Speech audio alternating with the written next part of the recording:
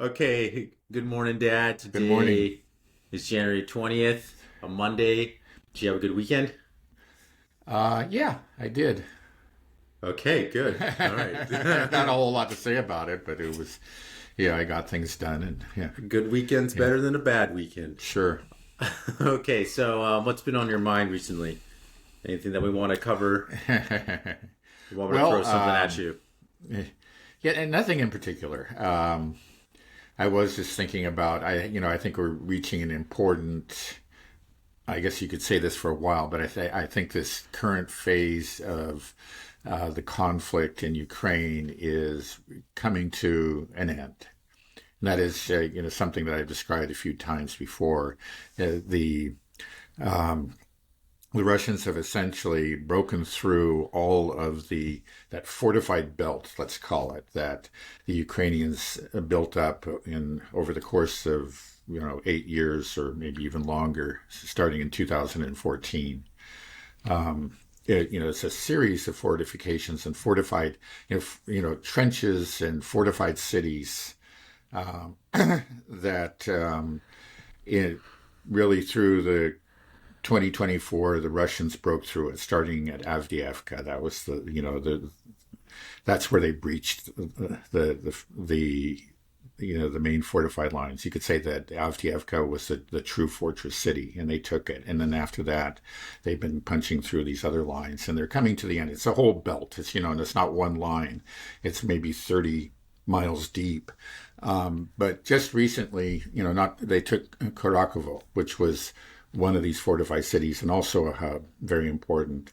They have taken Toretsk. That's another one of them. And of quite a large city, I think, if you include all the suburbs, it comes close to, not a particularly large city, but a substantial city, close to 100,000 people, if you look at the greater, Toretsk area. And then Chasiv Yar, that's that city that's up on a hill, really, behind Bakhmut. And that's been a very tough battle. But the Russians are at the end of that. They have something like 90% of the city, and it looks like the remaining Ukrainians are losing their grip and starting to retreat. So Chasiv Yar, that's another one of them. And then in the south, there's this place called Velisa Novosilka, I believe it is. And it's not very big. I think we're talking maybe less than 10,000. It's a fairly small town, but it was also highly fortified. And the thing is, after that, there's really nothing. There are no more of these fortified cities. We know that the Russians are now laying siege to Pokrovsk. Pokrovsk is a very important city, but as a hub, as a logistical hub. And to my knowledge, it's not built up. It's not really well fortified. When in 2024 the Ukrainians realized that the Russians were coming from Pokrovsk, they did send in a lot of soldiers, and apparently that's one place that they've tried to reinforce their lines. And they've done some sort of digging, some sort of effort to build fortifications there. But my understanding is that they're not very significant. So I don't think Pokrovsk, though it's quite large, really won't last very long. It's not an Avdiivka, Toretsk, Chasiv Yar, anything like this. So anyway, we're looking in 2025. I think we're going to see a different kind of war. 2024 was the march through the fortifications. 2025 will be a march across the steppe to the Dnieper. And I think that has to be very different, and it has to be quite a bit faster than what we saw in 2024. We may not see that happen right away. Again, the Russians are dealing with a lot of mud. There's been an unusually warm January in eastern Ukraine. But if that ground firms up, and it eventually will, I think we'll see some relatively rapid progress on the part of the Russians. Have the Russians updated their goals at all? Do we know what their intentions are? Because we were talking about just these four eastern oblasts. That will become Russian controlled. But I guess the big question now is, will they go further, and how much further, and what are they going to do? Because one of the goals that Putin stated, and I think we can dive into this a little bit, is to denazify Ukraine, which I think is a very interesting goal that, of course, the West never talks about, because to the Western world, except who? Except to mock it. Okay. Yeah. I thought you said some guy's name, but because Nazism for the Western world, that is the epitome of evil. That's the benchmark anyway. Yeah. Right. So that's how we view it. And then Putin comes with this goal to denazify Ukraine. And I know a little bit about the history of the Banderites, and that there is this far right, I don't know if it's fair to say Nazi element, but maybe you can talk a little bit about that. Is that still a goal? And how real is that goal to say to denazify Ukraine? It's such it's a mind-blowing concept to think that we're supporting a regime that the Russians view as a Nazi regime. Right. Well, okay. Again, that's the term that the Russians use, and I don't think it's really incorrect to use that term. To describe them as neo-Nazis. I prefer to use the term Banderites, because though clearly there is this historical link, a very tight historical link with the Nazis and the German invasion of the Soviet Union. Bandera did work very closely with the Nazis, with the SS in particular, and there were SS regiments that I think were made up of largely Ukrainians. He was above all a Ukrainian nationalist. Now, he was a Ukrainian nationalist that kind of modeled himself on the Nazis in Germany in many ways. So there is this very, very close connection, and there's just no question that he and his followers were responsible for many massacres. I think we're talking about hundreds of thousands of deaths. I don't know what the exact figure, but I think the polls, for example, point to a particular massacre that numbered approximately 100,000. And they've been trying to get the Banderites, in other words, the Ukrainian government, to acknowledge this. And recently they've had some success. In general, there's been a great deal of resistance, but the Ukrainian government, I think, is allowing Poland to for example, maybe exhume the graves of the murdered Polish victims. But at the same time, the Ukrainian government continues to honor, more than honor, but almost to worship, Bandera and his associates. So you have statues to him. There are constant references to him. He is the hero of Ukraine, and yet, like when the Russians look at him, and the Poles too. This is, they see this mass murderer. Now, it would be one thing if this was just, World War II history, and for whatever reason, the Ukrainians wanted to maintain this connection.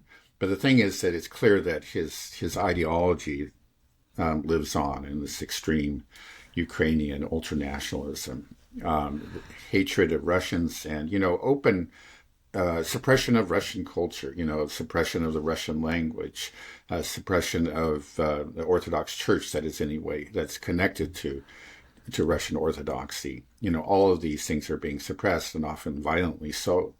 So there is a Banderite ideology that is in charge. It used to be somewhat on the fringes. It was always there. It was always a force, going back 20, 30 years even, from the time that Ukraine gained its independence. But it has grown much stronger, really, ever since, particularly since the 2014 coup that took place in, Kiev, the Maidan Square coup. And that was really done with Banderite muscle, we could say, had Banderite guns. And, they still a lot of people, I think one thing before I go forward is important to point out now, this notion that there are neo-Nazis in Ukraine is mocked, whenever it's brought up by the Russians. But prior to 2022, it did, occasionally an awareness of that seeped into the Western consciousness, and there were articles that appeared in major publications like the New York Times. I think there was one I think it was the New York Times that said, yes, Ukraine does have a Nazi problem. Mm-hmm. I think I remember that. Yeah. And then the U.S. Congress, in fact, passed a bill prohibiting any sort of financial support for the Azov Brigade, which again is a Banderite, or you could say a neo-Nazi brigade in Ukraine. But since then, now it's become absolutely forbidden to bring this up anymore in the West. It was something that was discussed, that was acknowledged, kind of, not at the center of it wasn't part of the mainstream narrative, but it was there. And anybody who, was paying attention knew about it. So yeah, they're there. They have grown in power. They've come to really dominate the country. Of course, I think the real breakthrough for them was Maidan, because they were the muscle that made that happen. And then later, when Zelensky came to power, he did not come to power as a Banderite. In fact, you could call him sort of an anti-Banderite. He wanted peace with the Russians. He wanted to actually implement the Minsk Accords, which would have been wonderful for Ukraine, right? They wouldn't have lost. We never had this war. They wouldn't have lost any territories. But when he attempted to do it, he was essentially threatened with death by the Banderites. And after that, he shut up. There's a video out there that actually shows him trying to attempt to give a speech and, propose implementation of the Minsk Accords. So he's somewhere close to the battle lines in eastern Ukraine, but he gets shouted down by the Banderites there. And that was really the end of it.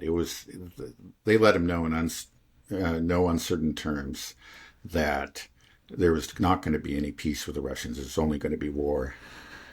And now, you hear him talk, you wouldn't know that he was ever a peace candidate. I think in the end, it's hard to know to what extent this is conscious, but he has become a Banderite himself. I mean, it's become that they have taken over the government. They are the ruling ideology in Ukraine.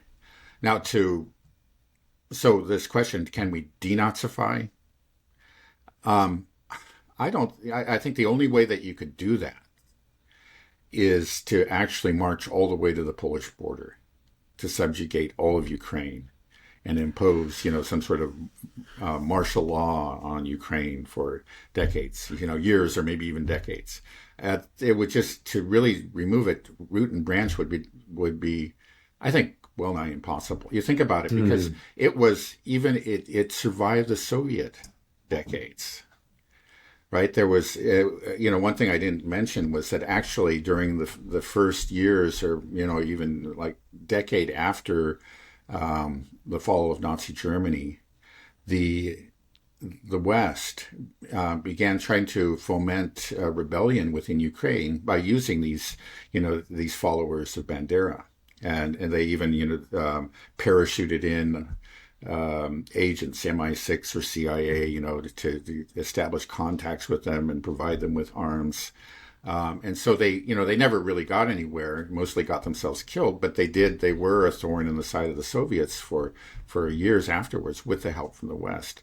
And then, you stopped hearing about them, but it's clear that they were always there because, again, when the Soviet Union fell and Ukraine gained its independence, I believe in 1991, they came out, they reappeared, and they began, erecting statues to Stepan Bandera and forming their organizations. And here they are, they rule. So how are you going to get rid of them?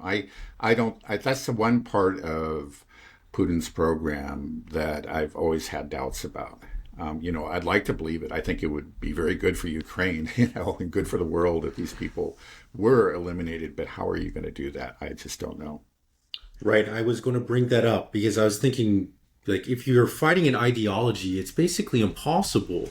It's hard because this is what we're seeing in the Middle East. Like, how do you stop Israel, Zionism, or if you're on the Israeli side, they're looking at Hamas and the Palestinians. It's like this goes beyond just kind of a small territorial dispute. If you can't wipe out an ideology, or it's very hard, right? This is something that usually takes generational change. Like you said, they survived the Soviet years, and from what it sounds like, the West has been kind of doing using Ukraine to attack the Soviet Union, Russia for 70 years. Yeah, like this has you been. can argue that. Yeah. Yeah.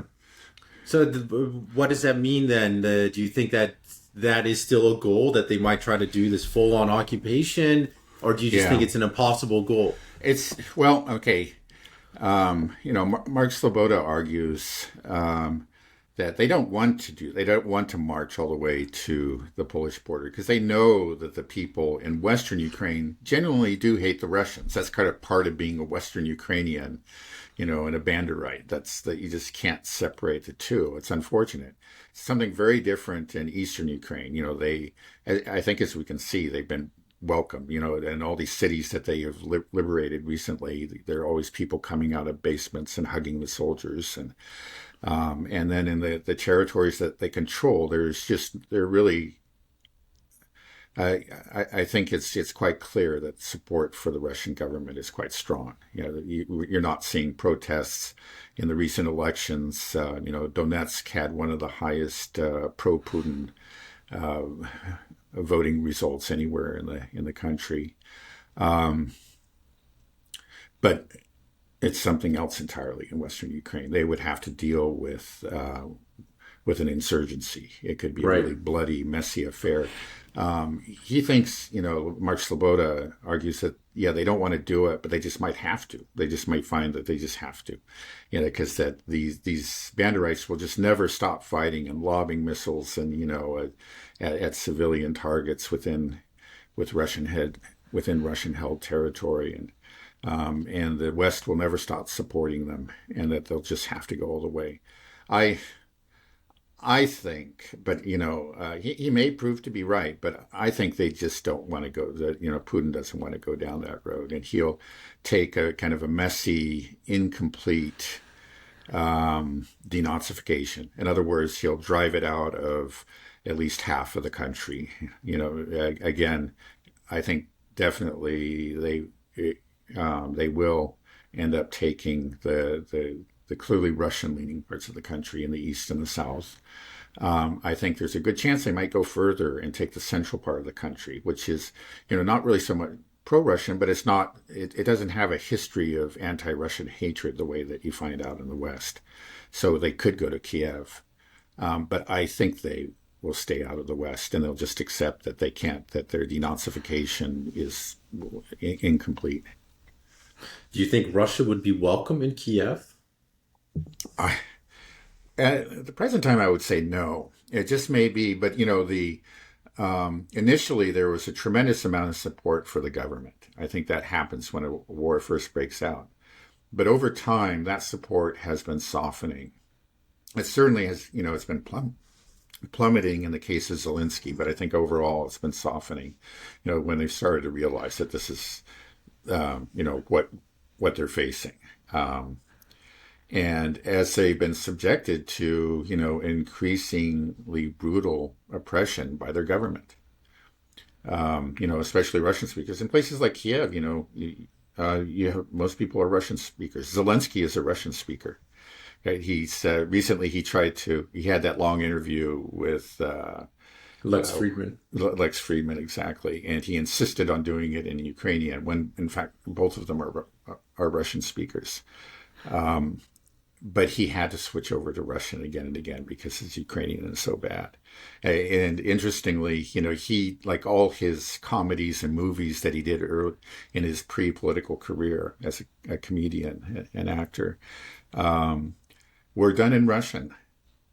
But now they have to, according to laws that he himself has supported, they have to be dubbed in Ukrainian. So you can't actually hear Zelensky's voice anymore.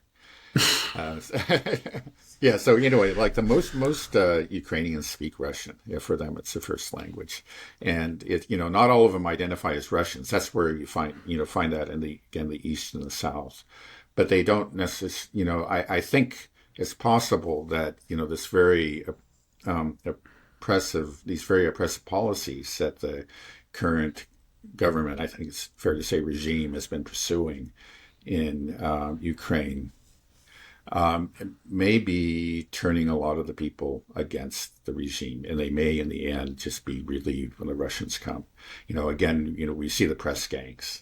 That I don't think that's happened so much. Like Kiev has been more or less spared that, but many, many other places in central and even in western Ukraine have not been spared that, and that is not going to make for a popular government. Right. And Zelensky also signed into law that no negotiations with Putin, right? So would you just mean that just Russia is just going to continue moving forward? There are not going to be any negotiations, or if they begin, they won't go anywhere. So, and you're talking about not with the U.S. as well? Trump's got that meeting. It's just, you think it doesn't matter? And I think that's good. But I think for all the reasons that I've given, both on the U.S. side and the Russian side, and then, not to mention the Ukrainians, it just can't happen. Any deal that the Russians would accept won't be acceptable by the Western establishment, including the American establishment. They'll pull out all stops to try to destroy it, and I think they'll succeed. And I think Trump realizes that he can't go down that path. To actually make a deal with the Russians, he would have to concede so much. It's just, at this point, again, it would be an admission of defeat, as I've said earlier, and that's something that no U.S. president can do. Yeah, well, what's another admission of defeat is when the Russian army just rolls through Kiev, right. which is what's going to happen, right? Yeah, well, maybe. If they I don't know if they'll go to they Kiev, but they may. I mean, basically, I see there's a couple options. The West continues supporting Ukraine, pumping in as much money as they can, but the problem is that Ukraine is simply running out of people. They don't, and that's the horrific part of it. They're just running out of people, and I hear there's a huge reluctance to lower the recruiting. So right, even the military saying there's also saying these people don't want to fight. They're worthless if you give them to us anyway. Yeah. So they're just going to be thrown in the meat grinder. Maybe buy you a little bit of time, but there's nothing there. So you're coming up to this hard physical constraint that is human lives, and they're running out of it. So you can pump in money for a little bit, maybe prop it up a bit longer, or the Ukrainian regime will be overthrown from within. That there's going to be some type of revolt, or there's the possibility that there's somehow, this is how I would do it if I was Trump. I think I would embrace the whole democracy thing. Mm-hmm. Get elections going again in Kiev, force, because Zelensky's term is ended 8 months ago or longer now. I don't remember. So have a referendum, let them decide, and then obviously there'll be some type, but of course with the constraint that there's going to be no NATO, there'll be neutrality. But then let a new government come into place, right? Why can't that happen? And shouldn't the West love to get behind that? I mean, there's nothing democratic about the current Ukrainian government. Mm-hmm. Yeah, let's go democracy, right? Let's do this. Let's vote. Well, clearly they're not interested in actual democracy. It's just a word, right? It's just democracy just means it's the government that we approve of, that works with us, that does our bidding. That's democracy. But the Nazi government, that's the one we approve. Yeah, that's democracy. Yeah, exactly. That with the press gangs and the suppression of Russian speech and culture and the church, and yeah, that's democracy, don't you know? Yeah, but couldn't Trump frame it that way? Let's go back to our democratic Western values. There have been some moves and talk that there might be an election, but the idea is you have an election in which the main opposition candidate, the one that is likely that the polls show would win, is not allowed to participate. So it would be another kind of rigged election, like another Romania. Western democracy move. Yeah, a Western democracy, right? Like in Romania or something. The polls all show that the candidate that would defeat him is actually General Zaluzhny. Now, General Zaluzhny is a Banderite. There's no question about it. I think he has not one but two busts of Stepan Bandera in his office, and you can see them in interviews that he gave earlier. But he is a better general, better than Syrskyi. He's not a purely political animal. He does, understand the military realities. And so I know that that when he was still the head of the armed forces in Ukraine, he often did advocate for retreats. He was just more realistic. He said, we need to go back and build up our defenses here because we can't hold this point. We can't hold Bakhmut. We can't hold Andreevka.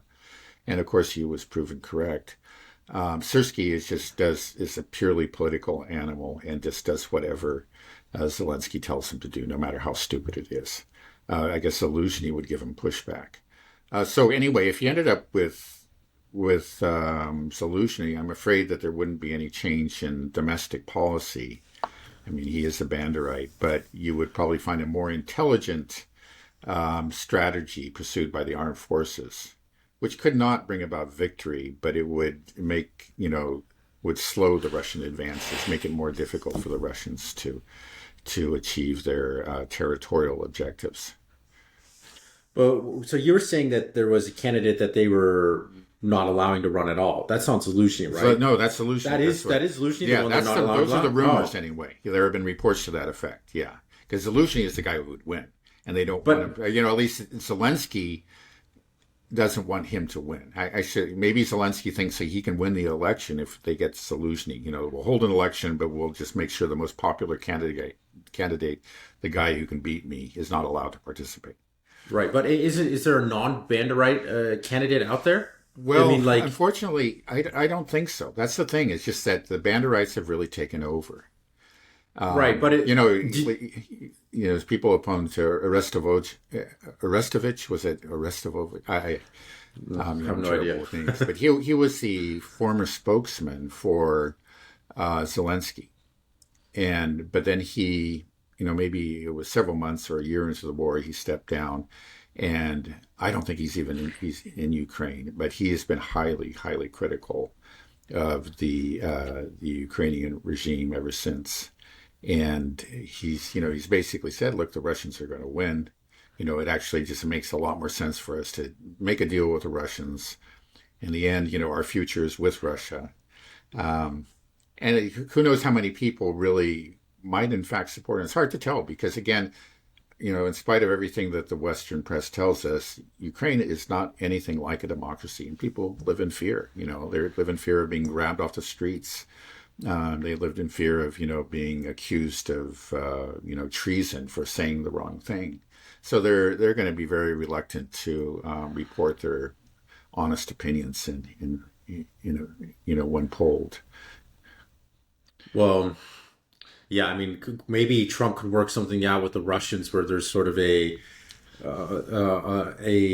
third party group that helps to secure and keep things safe for the election process to ensure that things are done without fear of a non-Banderite candidate getting people bullying them for not voting them, or even just outright killing a candidate that would be pro peace, essentially, not necessarily pro Russia, but just pro neutrality, pro end of the bloodshed. You think that's possible? That could be something that they put together? I don't know. It's it seems like right now, the West doesn't show any interest in that. They seem to be happy with Zelensky. Is there any recognition from the West that Stepan Bandera was a bad guy? Do we is that a consensus that we say that, or we even try to change that? I think history? It is. Like if you go to Wikipedia or something, you'll see that. Wikipedia can be highly censored and highly distorted, but I don't think that's been changed about it. His historical assessment of him is that he was basically a Nazi and was responsible for horrible atrocities. I don't think anybody's denying that, but they just deny the connection between him and present day Ukraine. There's just no talk about that. Right. Well, Zaluzhny, he was the general of the Ukraine Armed Forces, and now he's ambassador of Ukraine to the UK, and he's also, you're saying, the most popular potential candidate for the president, and you say he has two busts of Stepan Bandera. Two of them. I mean, he's doubly Bandera, and double Bandera, Right. So I just said, how does the West grapple with that? How do we... They just don't grapple with it. They just simply ignore it. That's what they've been doing for a long time. They just suppress that news. They don't discuss it. If somebody brings it up, it's a Putin talking point, and they start shouting, telling that person to shut up. That's it. There's nothing more sophisticated than that. Nobody's grappling with it. They just don't. They I just hate push how it out of effective mind. It's how very effective that effective. method is. Right. Yeah. Putin talking point and just shut up. And then you're immediately on the defensive. Like, no, Right. let me tell you the history Yeah. of this. Nobody wants to hear it. Right. Yeah. Even when you pointed out, hey, this is what our own people were saying just a few years ago. This Right, is the New York Times. Not a Putin, right. Exactly. That was not a Putin talking point back then. Yeah. It's wild. Yeah. Okay, maybe we can switch over a little bit to the Middle East. I want to ask sort of a broader question, though. Just Sure. Can you explain how damaging the U.S. support for Israel's campaign in Gaza has been to the United States? Kind of break it down for us. How is that affecting us and just the future of the United States and our position in the world? Well, no, I think it's been hugely damaging to the U.S. reputation. The U.S. has always prided itself on being like the world's foremost advocate for human rights, for democracy, and for like justice. We're the Americans, the world's policeman. Okay, but a policeman is somebody who enforces law. And when the war broke out in Ukraine, we used all those things. We're going to stand up for the poor Ukrainians. We're we're going to ensure that the aggressor here, which is Russia, will be punished. And I think a lot of the world, especially initially, when they actually believed the U.S.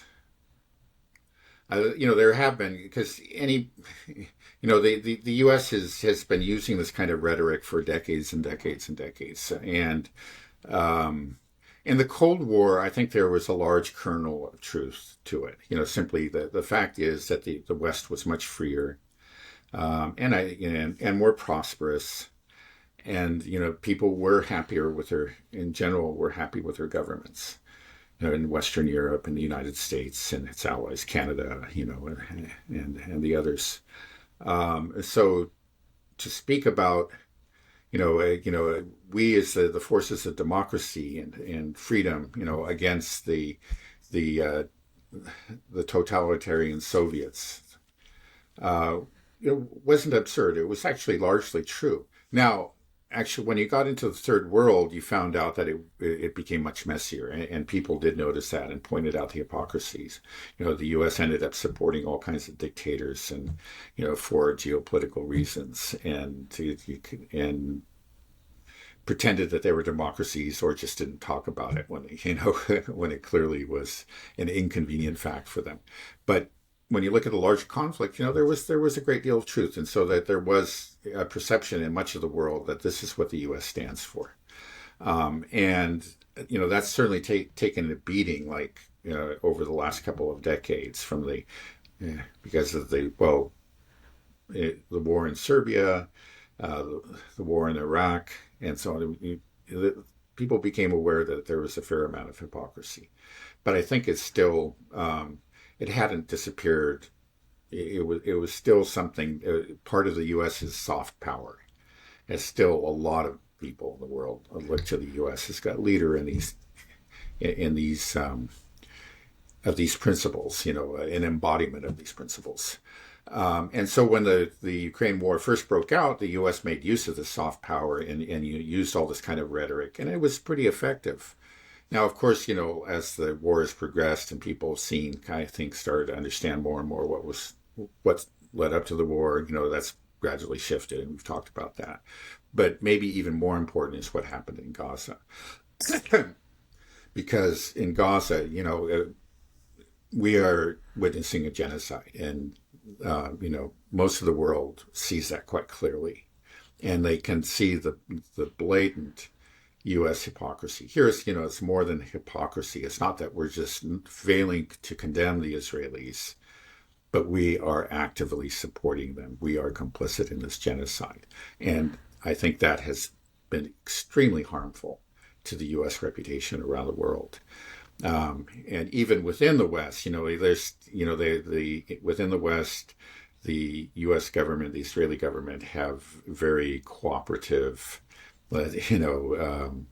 media that support them in all this and suppress a lot of the news and so on. But even in the West, as we've been discussing, the perception of the U.S. government, of what it stands for, has taken a beating. But it's much more severe again in the rest of the world. So I mean, now that the talk about human rights and democracy is, I think, in much of the world now, it's just is met with laughter. I mean, it's just so completely absurd. We see who you are. Let's stop pretending. And that, that's different. Again, just a couple of years ago, I don't think you would get anything like that response. But that's what's happened, because it's just a fact. It's just something that they can't conceal from the world, that they are complicit in the genocide. And so then at the same time, you're going to be talking about human rights. Get out of here. Right. So how important is this perception of the United States as a fair arbiter of international law, of holding the standards of human rights and morality? That's kind of what we were supposed to be. Mm-hmm. Now that perception, you're saying, is shattered. So how important was that perception in maintaining Western hegemony for U.S. It's quite important. I mean, it's not, that provides legitimacy. That affects. Without that legitimacy, it just becomes a matter of naked power and interest. So there are governments, that are going to continue to cozy up to the U.S. But they do that, just out of a sense of self-interest, and that's it. And that's dangerous. It's dangerous for the U.S. and for those governments, because it's. You can maintain power that way for a while, but you can't eventually, without legitimacy. If you have the people around you, and even, within your own government, you just recognize you as just being, a group of self-interested, and therefore really corrupt individuals that lie continually in the population. They're just like you're not going to get the loyalty, the heartfelt support that maybe you once had. It's just not there. People will go along with it. They feel like, I got to live with it. But the moment that there's a real challenge to that authority, you risk a revolution, or some kind of coup at least. Because you just, you lost the hearts and minds. Again, you just have maybe inertia on your side, and you just have maybe brute force on your side. And that can take you pretty far, but it's a much more dangerous position, a much more precarious position for a government to be in. And those governments, I think, inevitably fall. Right. Would you believe it has to fall? There's no way to put together such a shattered image, right? After this has happened. Right. Right. So the damage, again, is going to be permanent. Now, again, as we said, within the U.S., because of the very, very compliant media, we, the legitimacy has suffered, certainly within the U.S., but it's a slightly different. It's not so much because of Gaza. It's really because of over domestic issues and the campaigns of Donald Trump, the things that he said, but also because of the really, let's say, illegal or extra-constitutional measures that have been brought against him, and people have seen that. That's certainly affected people's view of the U.S. government with the U.S. But it's not because of Gaza. Unfortunately, Gaza really hasn't affected, it has, okay, we'll say, but it just hasn't had nearly as much effect as it has had in other parts of the world. Right.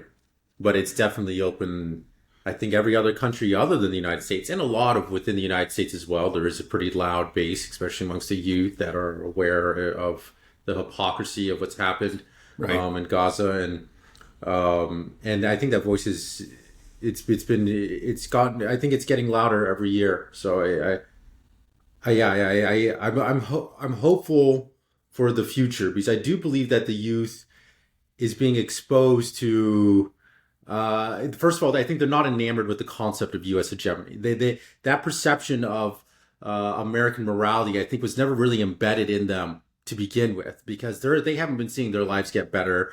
The young people, and they don't believe in sort of the imperialism of the United States.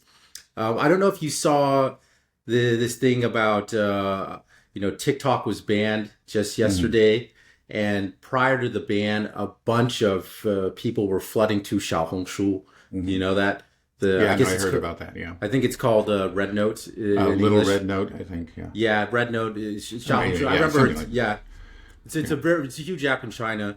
And it was interesting to see this cultural exchange, though, between Chinese netizens and young U.S. netizens. And there was this kind of understanding between the young youth here in China that went over to Xiaohongshu and the Chinese to say, we were realizing, like, hey, seeing what life was like in the United States, and for young Americans to see what life was like in China. And they were very... It was heartwarming to see, because I saw a lot of these perceptions that people had about China were just kind of thrown out the window. So that gives me hope for the future, that we're going to have... Oh, are you frozen? Okay, we're back. Yeah. Technical difficulties. I don't even remember what I was rambling about. Red Note. Yeah. Oh yeah, I'm just trying to make the point that I'm more hopeful for the future now with these exchanges, because I've been in such a gloom that the U.S. is, we got to go to war with Russia or Iran or China, and that's your pick. Yeah, or all three. Choose which one or any combination, but that's kind of where we're at.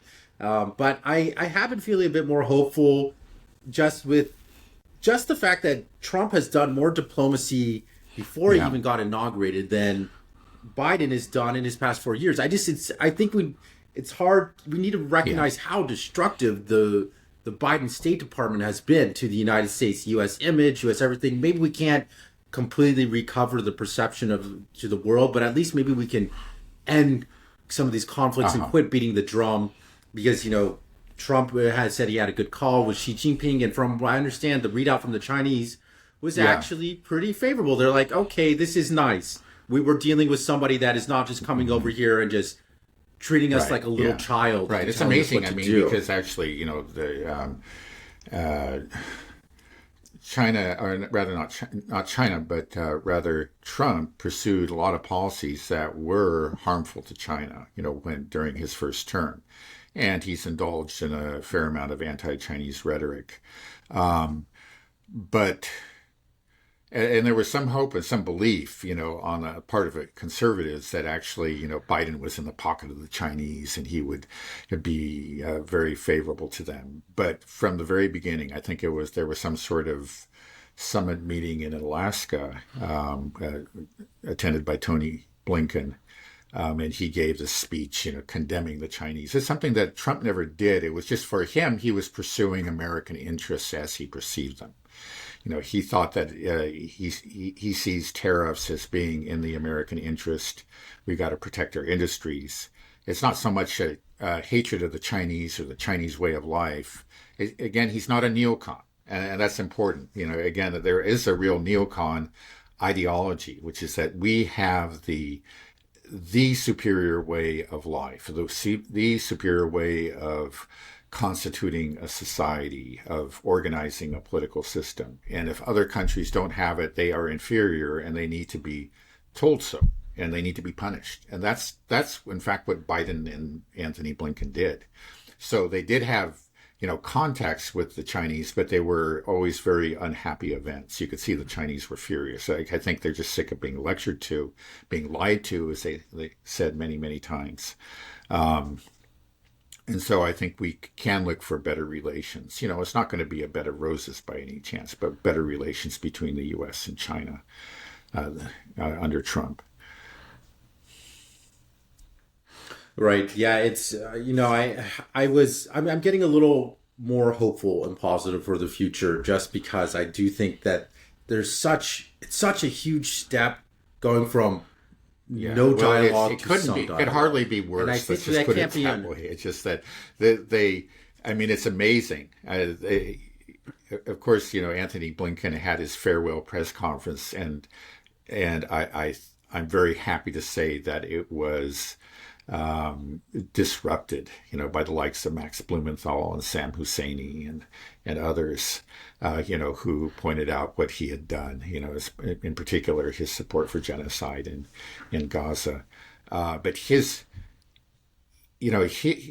probably never been a worse Secretary of State. And I didn't believe I would say that, after, what was the Trump Secretary of State that he ended up with? He was terrible. Names always escape me. But yeah, but anyway, he was terrible, but Blinken is worse. I mean, Blinken just didn't do diplomacy. I mean, it was a matter of lecturing the Russians. No diplomacy, no contact between Biden and Putin, following the launch of the SMO. And then in Israel, it was just total support and, occasionally showy hand-wringing. That's all it was. It was awful. Now, I'll say again, I'm still rather cynical. I don't think we're going to see any major changes. I think there's an effort that there will be an effort in Ukraine to achieve some sort of settlement, of the conflict, but it's just not going to succeed. I think there are just structural reasons that just prevent it from happening, regardless of Trump's intentions, which I think are good in this case. Now, in the case of Israel, it's hard to say. We've already seen the ceasefire, and it seems that Trump, played some significant role in bringing that about.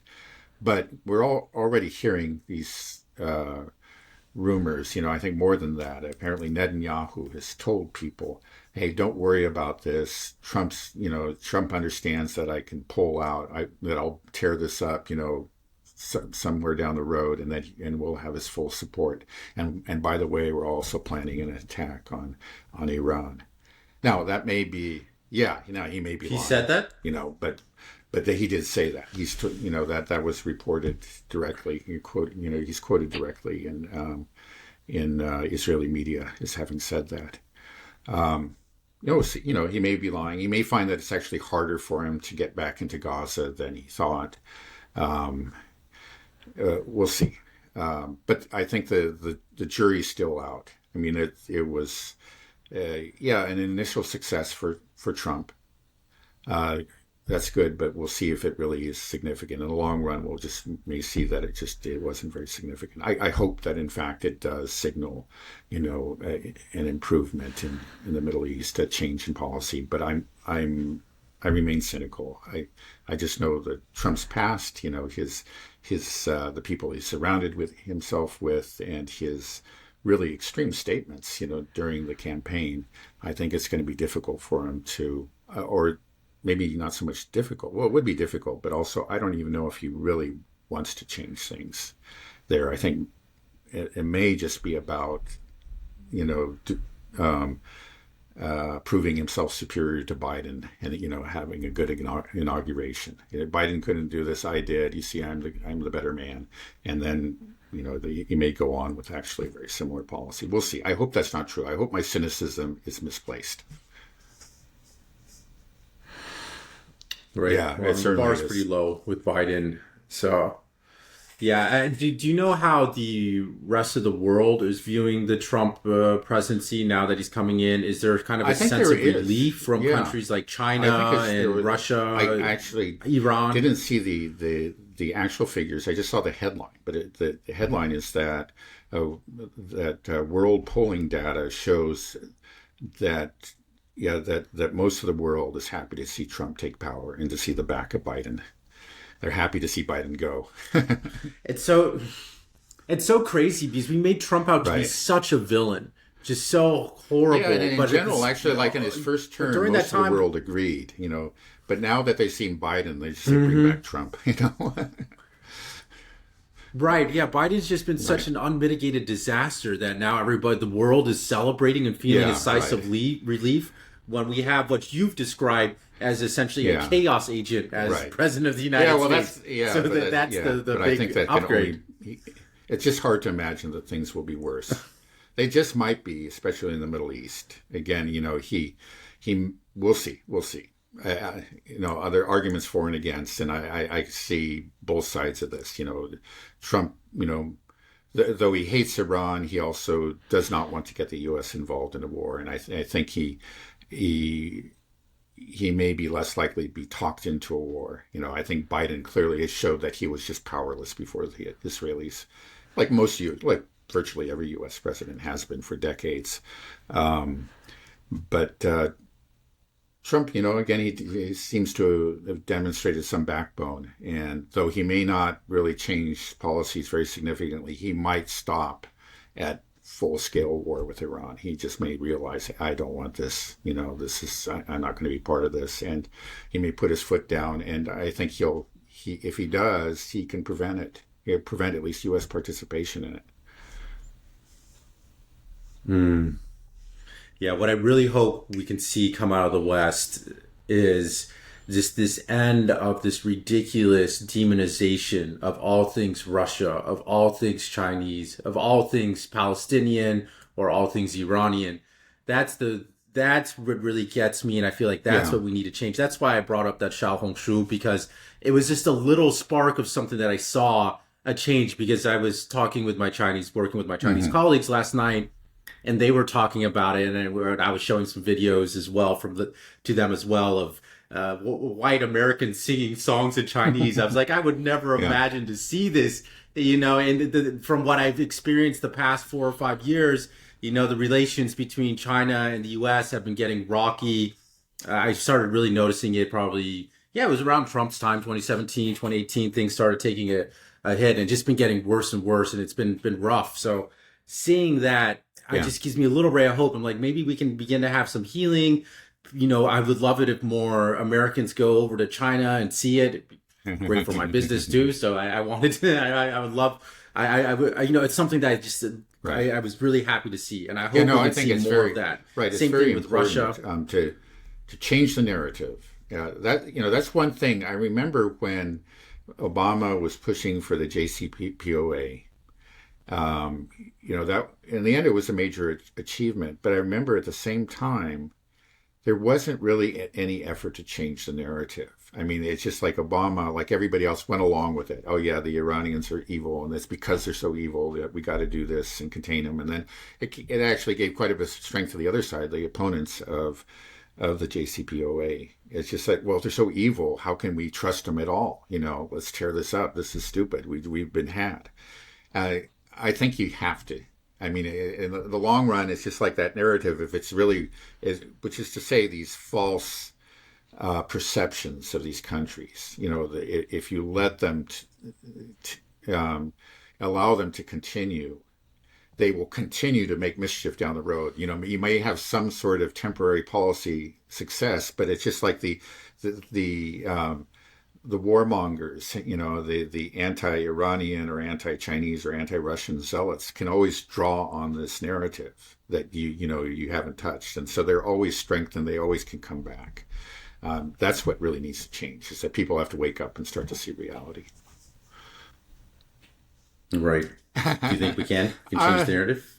The narrative is going to change? Yeah, I mean, it could happen. It's going to be, and I think it's... Could someone like Trump... Whole TikTok thing is an example of that. It's just, I think people rightly argue that the reason that this attempt was made to shut down TikTok was because so many young people were discovering what was really happening in Gaza through TikTok, because TikTok wasn't suppressing, these images. People would go on and show, this is what's happened to my family, this is what's happened to my hospital, and it was out there, and there were no barriers. You didn't have to go through MSNBC or Fox News or the New York Times, where that's filtered out or greatly distorted or spun or whatever. No, it was right there for you to see, and I think that's really why the powers that be in the U.S. tried to shut it down. Hopefully, it's going to continue, and that the young people will continue to have access and be able to see what these other countries really are like. Right. Yeah, it's interesting because Trump was all about the TikTok ban earlier initially, and then when TikTok went offline yesterday, I checked, it had a message saying that but we're hopeful now, working Trump's coming into office and we'll turn things around. And then like 6 hours later, I think they were back online. They said, thanks to the efforts of, thank you, President Trump, essentially a message for all TikTok users. Thanks to the efforts of President Trump. Like that in itself is just a huge win for Trump amongst the younger demographic, which that's traditionally leans. Why he flip-flopped on it, yeah. That's probably why he did it. Yeah, right. Yeah, I don't know. I mean, I don't want to put too much effort into Trump, but it just like we said, it feels like it can't get any worse. And I hope that we continue to break down these perceptions of Russia and Palestine and Iran and China, because these Peggy, my sister, lives in Moscow. She loves it there. It's not a scary place. I lived in China for 10 years. I consider it my second home. Shanghai is a great city. I recommend anybody go see it and check it out. It's just such a shame that we put so much effort into trying to just demonize another people, to vilify another culture. It's gross. These people don't hate us. They don't have anything. I remember during the Cultural Revolution years, when Mao Zedong was in charge, and later the Gang of Four. That's the kind of rhetoric that came out of China. They were always vilifying us, always demonizing us. Because they were the revolutionary zealots. They were the ideologues. But now there's been a curious reversal of roles. I mean, I think they learned. It's widely recognized within China that the Cultural Revolution was a great mistake and that Mao went overboard on these things. And you can see it. I actually don't follow politics very closely in China, but I follow the culture. Through these different television series, period dramas, and so forth that I watch, and I'm just impressed by the richness of them and the lack of ideology in contrast to Hollywood. They can there's nuanced understandings of human nature. There's a real wisdom and an appreciation of their own past and the achievements of their ancestors. It's all there. And, it just seems like that's a very healthy attitude. I know China has its problems, so, and its failings, but there is a real richness. And, I hope more Americans can come to appreciate it. Mm-hmm. Go visit China, guys. And the food is not that scary. It's a great place.